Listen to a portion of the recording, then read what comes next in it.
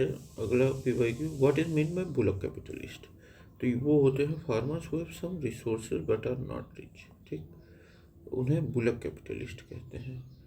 हाँ, the term bullock capitalist was introduced by Lloyd Susanne Rudolph in their book in pursuit of Lakshmi 1987। Lloyd और Susanne Rudolph ने pursuit of Lakshmi लिखा था। Definition: it refers to small to medium-sized self-employed agricultural producer who possesses some resources, such as pair of bullocks, but are not wealthy.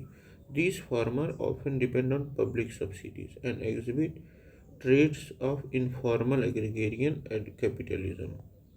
They play a crucial role in India's agricultural-based economy, bridging the gap between marginal farmers and large landlords. ठीक है। Farmers who are poor often lack basic resources. Poor farmer often lack basic resources including bullock or capital assets. Farmer who are rich, wealthy farmer are usually large landholders and advanced agricultural implements. Farmer who are big jamindars were landlords who were British colonial system, often rent seekers rather than producers. They did not fit the small to medium agricultural producer profile of a bullock capitalist. The Green Revolution 1960s to 70s helped bullock capitalists transform into prosperous farmers. In states like Punjab, Haryana and Western UP, they contributed significantly to food grain production, particularly in wheat and rice cultivation. ठीक है। Which of the following is not a part of land reforms in India? Abolition of zamindari system है, ceiling on land holdings है, tenancy reforms है, multiple cropping scheme. ये land reform है, ये agricultural reform है। ठीक, multiple cropping scheme. The land reform programme is in post-independence India aimed at redistribution of land to achieve social equity and agricultural productivity. Abolition of Jamindari system implemented through laws like Jamindari Abolition Act 1950, primarily in Uttar Pradesh to remove intermediaries and give land rights to tillers. ठीक, sealing on land holdings. The land sealing acts were introduced to redistribute surplus land to landless farmers. The first phase was in 1950s to 60s, with a second phase in 1970s, setting upper limits on land ownership. Tenancy reforms focused on security of tenure, regulation of rent, and conferment of ownership to tenants. States like West Bengal, Operation Bharga 1978 में हुआ था, implemented successfully tenancy reforms. ठीक है।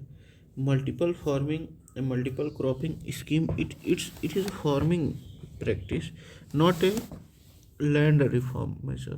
It involves growing 2 or more crops in the same field within a year. ठीक है। enhancing productivity but not related to land distribution. Agricultural census 2020 to 21, small and marginal farmers now account of 86% of total land holdings, reflecting the impact of land reforms. Challenges in land reforms: evasion of sealing laws, benami transactions, and legal loopholes hindered effective land distribution. Which of the following measures have been taken to make the agrarian structure conducive to agricultural growth? Which of the following measures have been taken to make agrarian structure conducive to agricultural growth? ठीक है। Evolution of intermediary सही है, tenancy reform सही है, ceiling on land holding सही है, all of the above. The agrarian reforms aimed to establish a more equitable and productive agricultural structure. ठीक, abolition of intermediaries removed jamindar, jagirdars and other intermediaries, transferring land ownership directly to the tillers जो खेती वेती करते हैं. Tenancy reforms, fair rent system, security of tenure, ownership rights to tenant farmers. Sealing on land holdings, imposed limits on land ownership, facilitating redistribution to landless farmers. The Agricultural Reform Committee 1950 led by J.C. Kumarappa recommended comprehensive land reforms ensure social justice and agricultural productivity. किसने? J.C. Kumarappa ने की जो agricultural reform committee थी उसने सुझाया था. With reference to the measure of tenancy reforms in India, which of the statement is are correct? Regulation of rent सही है, security of tenure सही है, conferment of ownership on tenants सही है. Tenancy reforms aim to protect tenant farmers and ensure equitable land access. Regulation of rent limited rent payments to reasonable proportion of agricultural produce, generally 1/4 to 1/3. Security of tenure prevented arbitrary eviction of tenants and provide legal protection. ठीक है. Conferment of ownership enabled tenants to purchase lands from landlords at fair prices, promoting land to tiller policy.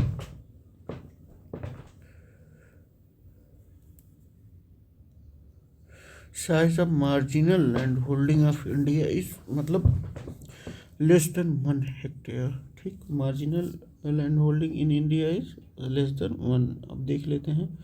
According to Agricultural Census 2020 to 21, the operational land holdings in India are classified as marginal below 1 hectare, small 1 to 2 hectare. मतलब marginal जो है मतलब 1 hectare से कम, small 1 से 2 hectare, semi medium 2 से 4 hectare. ठीक. Medium 4 से 10 hectare, एबो large above 10 hectare. Marginal and small farmers contribute 86% of all farm holding, but on only 47% of the land. The average land holding size in India has declined from 2.28 hectare 1970-71 to 1.08 hectare, indicating fragmentation of land. मतलब पहले average land holding क्या थी? 2.28 hectare थी, अब 1.08 hectare हो गई, indicating fragmentation of land. तो देख लेते हैं मार्जिनल फार्मर कितने हैं. मतलब ज़ीरो से मतलब सॉरी बिलो 1 हेक्टेयर जो है वो मार्जिनल है. फिर आते हैं स्मॉल 1 to 2 हेक्टेयर स्मॉलर है. फिर 2 to 4 hectare medium semi medium है सॉरी. फिर 4 to 10 मीडियम है. फिर 10 से ऊपर जो है वो क्या है? लार्ज है. ठीक. मार्जिनल बिलो 1, फिर small 1 to 2, semi medium 2 to 4, medium 4 to 10, large above 10 hectare. ठीक. A farmer which has land holding between 1 to 2 hectare is known as small farmer. The average size of land holdings in Bihar in comparison to other states is second lowest. As per Agricultural Census 2015-16, the average land holding size in Bihar is 0.39 hectare, which is second lowest after Kerala. Kerala के पास कितनी land holdings है farmers के पास? 0.18 hectare. Reason for small holding Bihar क्या है? Small holdings in Bihar क्या है? High population density and fragmentation of land due to inheritance laws. 0.39. Which of the following is the effective reason of slow agricultural development in India? Which of the following is the effective reason of slow agricultural development in India? Rural poverty, urban poverty, skill labour, migration from cities to village. ये नहीं हो सकता, ये भी नहीं, ये भी नहीं. Rural poverty. Rural poverty is significant obstacle to agricultural development in India due to low investment capacity. Farmers often lack capital to invest modern agricultural practices, machinery, or high quality inputs. Limited access to credit. Dependence on informal credit sources with high interest rates. ठीक है. NABARD, national bank of agriculture and rural development and Kisan credit card scheme aim to improve institutional credit access, yet challenges remains. Low adaptation of technology, Due to financial constraints, farmers stick to traditional method with low productivity. ठीक है. Urban poverty not directly related to agricultural development but more to urban employment and living condition. Skilled labor, the agriculture sectors primarily requires manual labor and basic skills, not highly skilled labor. However, there is a need for agri technicians and extension workers for modern practices. Migration from cities to villages. Usually, migration is from villages to cities for better employment opportunities, not reverse. Reverse migration during COVID-19 lockdowns had a temporary effect, but it did not significantly influence agricultural development. Okay. As per Niti Aayog, rural poverty stood at 25.1% in 2022 compared to urban poverty 13.9%. Okay. PM Kisan scheme provided 6,000 per year to small and marginal farmers. Mahatma Gandhi National Rural Employment Guarantee Act offers wage employment indirectly supporting agricultural income. ठीक है. अब देखते हैं हम लोग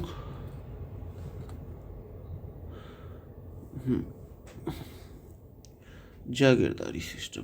अच्छा, ये मतलब by the following: land allotted to big landlords, land allotted to revenue farmers or rent collectors, land allotted to each person with right to sublet, mortgage, gift or sell, right settlement made at village level. तो ये Mahalwari system था.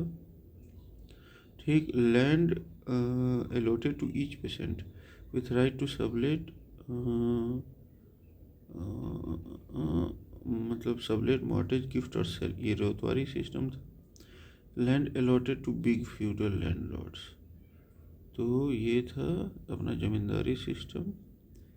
फिर land allocated to revenue farmers और rent collectors, ये jagirdari system था. Land allotted to big feudal landlords, ये introduce during Mughal era, where jagirdars collected revenue from land and paid portion to the empire. ठीक. Zamindari system. Land allocated to revenue farmers और rent collectors. ठीक. Introduced by lord Cornwallis जमीन through permanent settlements act 1793 in Bengal. ठीक.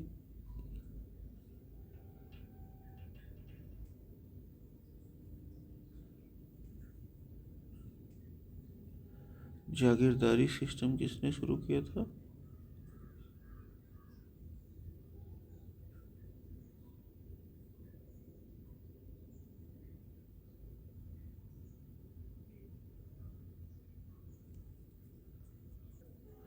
अरे sorry, ये गलत हो गया. Land allotted to big feudal lord landlords जागीरदारी.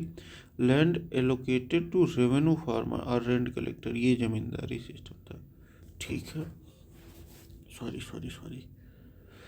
Zamindari system land allocated to revenue farmer और rent collectors. Jagirdari land allotted to big feudal landlords. अब zamindari system land allocated to revenue farmers और rent collectors, introduced by lord Cornwallis through permanent settlement act 1793 in Bengal. Zamindars acted as intermediaries collecting land revenue from farmers. Ryotwari system land allocated to each patients with the right to subtle mortgage, gift or sell. Ryotwari system में introduced by Thomas Munro in Madras presidency and Alexander Read in Bombay presidency. मतलब Ryotwari system ये था कि जो मजदूर थे या मतलब जो भी उस पर हक रखने लायक थे उनको इंडिविजुअली दिया गया कि वो मतलब बेच सकते हैं अपना, उसका कोई दिक्कत नहीं है. हाँ. और ये किसने इंट्रोड्यूस किया था? थॉमस मुनरो ने मद्रास में इंट्रोड्यूस किया. और एलेक्जेंडर रीड ने बॉम्बे में इंट्रोड्यूस किया। क्या था ये? Ryotwari system. The individual cultivator ryot paid revenue directly to the government. ठीक है। फिर आता है Mahalwari system, revenue settlement made at village level, introduced by Holt Mackenzie 1822 and William Benedict 1833. Mahalwari system. The entire village Mahal was responsible for revenue payment. Mahalwari system. Okay, एक बार फिर से देख लेते हैं हम लोग। Land allotted to zamindar landlords, jagirdari system, ये मुगलों ने शुरू किया। Land allocated to revenue farmers और रेंट कलेक्टर्स, ये जमींदारी सिस्टम, ये किसने शुरू किया? लॉर्ड कॉर्नवालिस ने शुरू किया 1793 में। ठीक, 17 परमानेंट सेटलमेंट के दौरान। ठीक, land allocated to each patient with right to subtle mortgage gift और सेल, ये थॉमस मुनरो और एलेक्जेंडर रीड ने, थॉमस मुनरो ने मद्रास और रीड ने कहाँ? बॉम्बे प्रेसिडेंसी में शुरू किया। ठीक, revenue settlement made at village settlement, Mahalwari system, ये किसने शुरू किया? हॉट मैकेंजी और विलियम बेनेडिक्ट ने। ठीक, इसमें पूरे विलेज को क्या माना गया? महल माना गया, महल। The substitution of steel for wooden ploughs in agricultural production is an example of capital augmenting technological progress. The substitution of steel plugs for wooden plugs increases the capital intensity of agriculture. Capital augmenting progress involves improvement in tools, machinery and technology that boost productivity. Green Revolution 1960s was marked by capital augmenting changes including tractor, harvester and modern irrigation techniques. ठीक है। The share of agriculture and allied sector in the GDP of India is अभी लगभग 15%, मतलब 17% है लगभग। हाँ देखिए, according to second advance estimates of national income, the share of agriculture and allied sector in GVA at current basis prices was 17.6% in 2023-24, ठीक, और 18.2% इन 2022-23। तो ये क्या है? 17.6% है। Despite it's low GDP contribution, agriculture employs approximately 45% of Indian workforce. Share of agriculture in national income of India is around लगभग 15 to 20%. Contribution of agriculture to GDP varies between 15 to 20% depending on current or constant prices. In 2022-23, the share was 18.2%, was gradual decline over decades. During 1950s, agricultural contributed 50% of India's GDP, highlighting the shift of industrial and services sectors over time. ठीक, the contribution of agriculture at present national GDP is 18%. अभी मतलब क्या है? 17.6% है। अभी कितना है? 17.6% है। Despite decreasing share in GDP, agriculture remains a significant source of employment, with 45% of the workforce involved in agriculture and allied sector.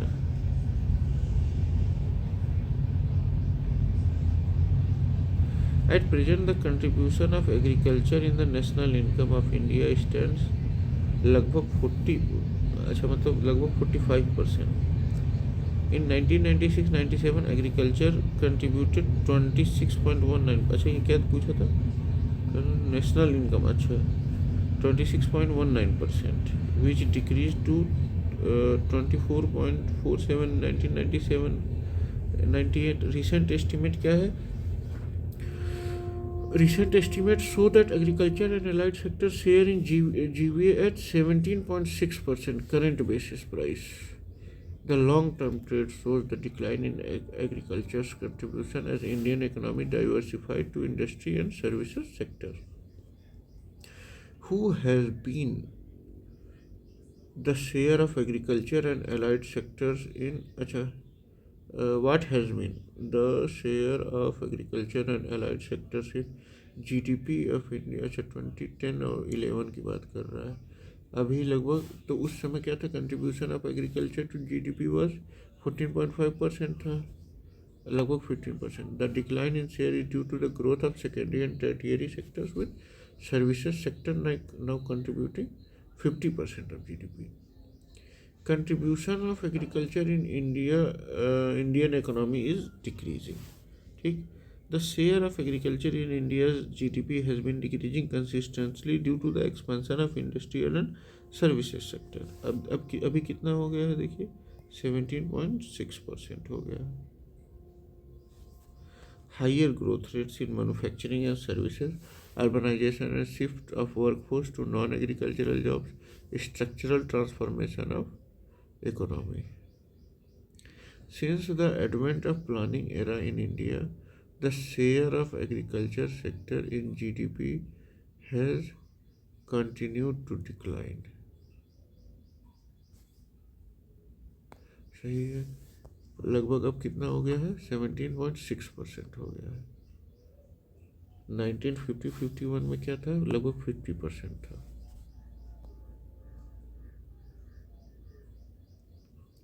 The economic policy post-liberalization 1991 accelerated the shift towards services sectors, reducing agricultural shares in GDP. The agriculture sector contribution to GDP has been on a downward trajectory from 50% 1950 to 51 to 17.6% to 2023-24. Despite the decline in economic contribution, agriculture remains crucial for employment, with 45% of the workforce still engaged in farming and allied activities. The COVID-19 pandemic led to the temporary rise in agriculture's GDP share, highlighting its role as an economic stabilizer during crisis. The focus of government policies has shifted from food grain self-sufficiency green revolution to doubling farmers income. Ashok Dalwai committee report, मतलब कि कैसे मतलब farmers का वो बढ़ाया जाए, and promoting sustainable agriculture.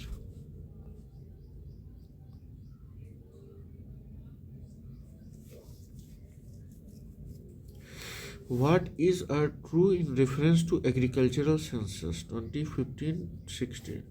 Small and marginal farmers are 86.2% of total farmer, whereas they hold only 47.3% of the land ये मतलब फार्म लैंड. बिल्कुल सही है, out of total farm land. State wise based on total number of farmers, Maharashtra is at third position. ठीक है, state wise based on total farm land area, Rajasthan is at first position. सही है.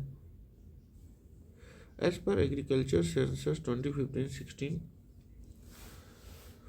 Small and marginal holdings zero से लेके मतलब हाँ मतलब marginal कौन था, बिलो 1, और small 1 to 2, semi medium 2 to 4, medium 4 to 10 और large 10 above 10.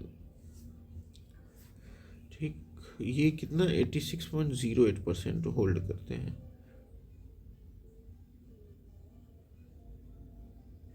Their share in operated area stood in 46.94%, comparatively in 44.58% in 2010-11. अब देखा जाए स्टेट वाइज में, top states by number of farmers, Uttar Pradesh, Bihar, मतलब उत्तर प्रदेश में कितने थे, 23.82 मिलियन थे. बिहार में 16.41 मिलियन थे. महाराष्ट्र में 15.29 million.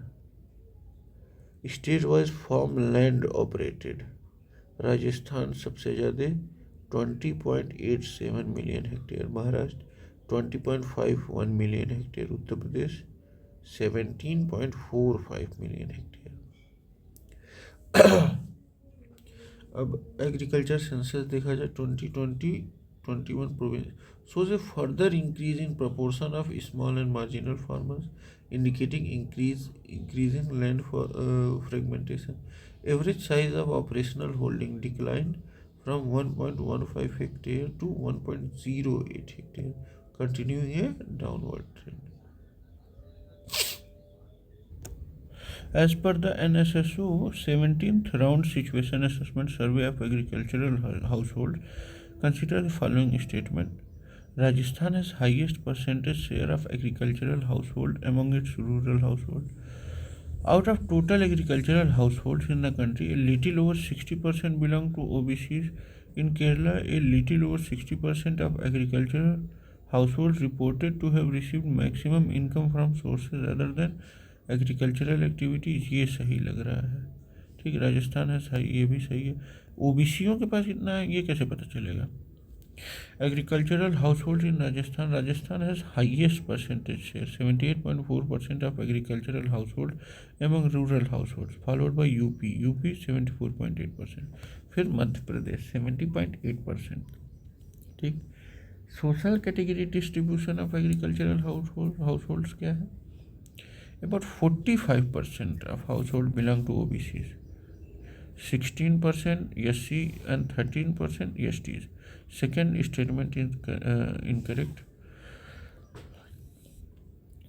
Kerala 61% of agricultural households reported receive maximum income from sources other than agricultural activities, indicating a diversified income base, ठीक।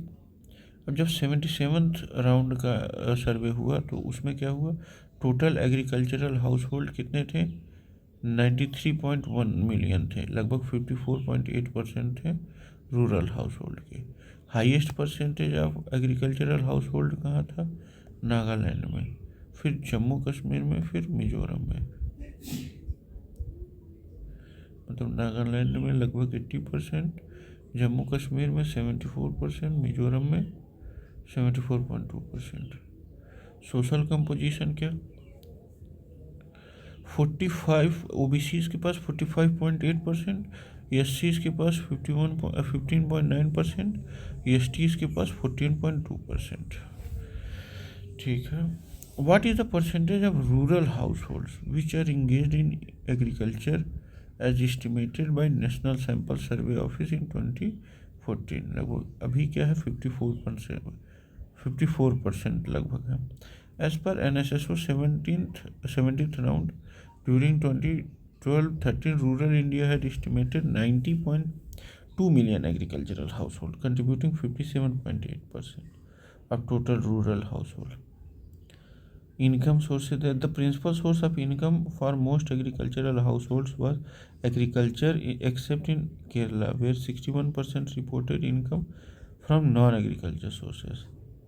Livelihood देखा जाए, agriculture activity 59%, wage salary employment 32%, non agricultural enterprise 9%। Income data देखा जाए, average monthly income 6,426 per agricultural household. Main source of income cultivation 48%, followed by wages 32%.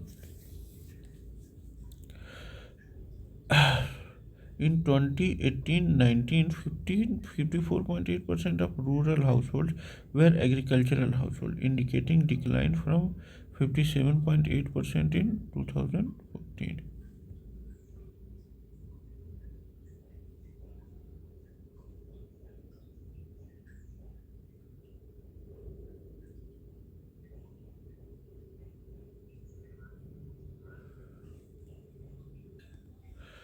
Small and marginal farmers account 86% of total holdings, with 47% of farmland. Uttar Pradesh highest number of farmers, Rajasthan highest operated land area. Agricultural household, Rajasthan highest presence 78.4% among rural households. Kerala 61% of agricultural households depend on non-agricultural income sources. 2014 57.8% of rural household engaged in agriculture.